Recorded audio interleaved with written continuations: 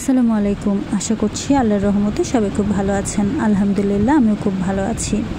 আমার গত পর্বের পর সেই দিনেরই আরেক পর্ব নিয়ে উপস্থিত হয়েছি আপনাদের সামনে আমার চ্যানেল রোমিন তামান্না থেকে।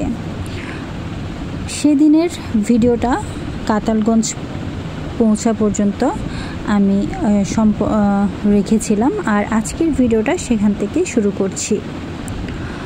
তো আমাদের এখনকার গন্তব্য হচ্ছে রিয়াজউদ্দিন বাজার, যেটা চট্টগ্রামের মানুষের কাছে অনেক বেশি প্রসিদ্ধ। এখানে আপনি সব ধরনের জিনিস পেয়ে যাবেন, কিন্তু সমস্যা একটাই, এখানে এত বেশি গলি উপগলি, খুব বেশি দক্ষ না হলে আপনি কিন্তু জায়গাটাতে বারবারই হারিয়ে যাবেন। আর আমি কিন্তু এক গলিতে ঢুকে আরেক গলি দিয়ে বের হয়ে কখনোই আমি ঠিকভাবে বের হতে পারবো না, সেটা আমি গ্যারান্টি দিয়ে বলতে পারি। আর এই তো এখনও কিন্তু আমরা পৌঁছিনি, আর কিছুক্ষণের মধ্যেই হয়তো বা পৌঁছাবো। আর যেহেতু জ্যাম ছিল সেজন্যই মূলত দেরি হচ্ছিল।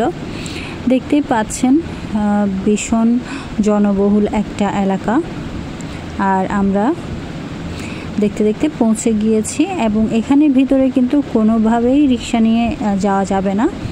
তো যেহেতু আম্মু বাড়িতে যাবে, বাড়ির জিনিসগুলোই মূলত কেনাকাটা করতে এসেছিল কিছু।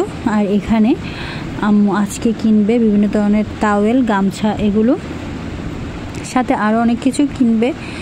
তো এখানে গামছা কিনতে গিয়ে দেখলাম আসলে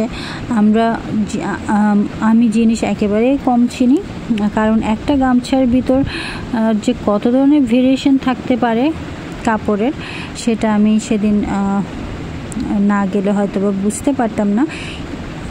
এরপর আমরা আরেকটা দোকানে যাই, এবং সেটা হচ্ছে কসমেটিক্সের দোকান। সেখান থেকে কিন্তু খুব বেশি একটা কিছু কেনা হয়নি, কারণ কিছুদিন আগে আম্মু অনেক কিছু জরুরি জিনিস কিনে ফেলেছিল। তারপরেও বেশ কিছু জিনিস কেনার জন্য যেতে হয়েছে। আমরা অবশ্য এখনও গামছার দোকানের ভিডিওই দেখাচ্ছি, কারণ এটা একটু বেশি বড় হয়ে গিয়েছিল আর অনেক বেশি সময় ধরে আসলে এখানে থাকতে হয়েছিল, কারণ এখানে অনেক ধরনের জিনিস ছিল যেখান থেকে আসলে প্রয়োজনীয় জিনিসটা খুঁজে বের করতে এবং ঠিকঠাকটা খুঁজে পেতে একটু সময় লাগছিল। তো আমাদের এই যে রিয়াজউদ্দিন বাজার যাওয়া, এটা কিন্তু প্রায় সময়ই যাওয়া হয়ে থাকে। বিভিন্ন ধরনের জিনিস কেনার জন্য এখানেই যাওয়া লাগে, এবং এখানে আমার নানুর একটা দোকান রয়েছে, যেটার জন্য আম্মুকে কিন্তু প্রায় সময়ই এখানে যেতে হয়। তাই আম্মুর জন্য এটা অনেক পরিচিত একটা জায়গা, এবং মোটামুটি আম্মু এখানে গেলে খুব ভালোই সব কিছু চেনে, যেটা আমরা চিনি না। তো এখন যাচ্ছিলাম আমরা সেই দোকানটাতে, এবং দুর্ভাগ্যবশত দোকানের মালিক আঙ্কেল তিনি নামাজ পড়তে গিয়েছিলেন এবং খেতে গিয়েছিলেন।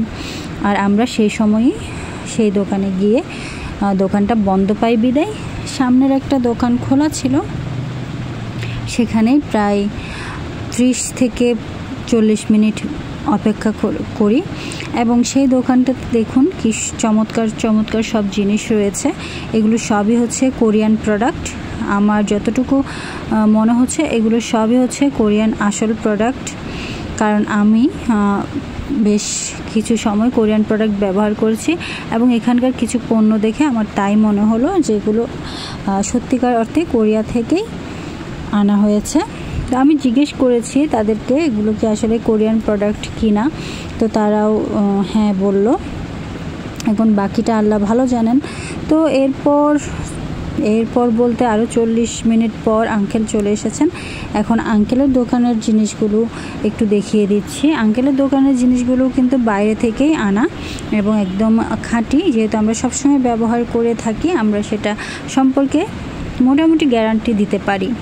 তো খুব একটা বেশি জিনিস কিন্তু নেওয়া হয়নি আমাদের, খুবই অল্প কিছু জিনিস নেওয়া হয়েছে। আর এরপর যদি আবারও আমাদের প্রোডাক্ট লাগে তবে আমি মোটামুটি জানি আম্মু এখানেই আসবেন জিনিস কিনতে, কারণ এখানের পণ্যে আম্মুর একটা আস্থা তৈরি হয়ে গিয়েছে। তো আঙ্কেলের দোকানের এই সব সামগ্রী সবই মোটামুটি পেয়ে যাবেন। আমরা এই দুটা ফেস ওয়াশের মধ্যে একটা কিনেছি, কফি কিনেছি, ট্যাঙ্ক কিনেছি। তারপর এই যে কালো কিশমিশ, এটা একটু এমনি দেখতে নিলাম কিন্তু কেনা হয়নি আসলে। তো এই তো আমাদের এখানের কাজও মোটামুটি শেষ। এরপর আরও কাজ বাকি আছে, সেটা পরের ভিডিওতে ইনশাআল্লাহ আপনাদের সাথে শেয়ার করব। সবাই আমাকে আপনাদের দোয়ায় রাখবেন, আপনাদের জন্য অনেক বেশি দোয়া থাকলো। আল্লাহ হাফেজ।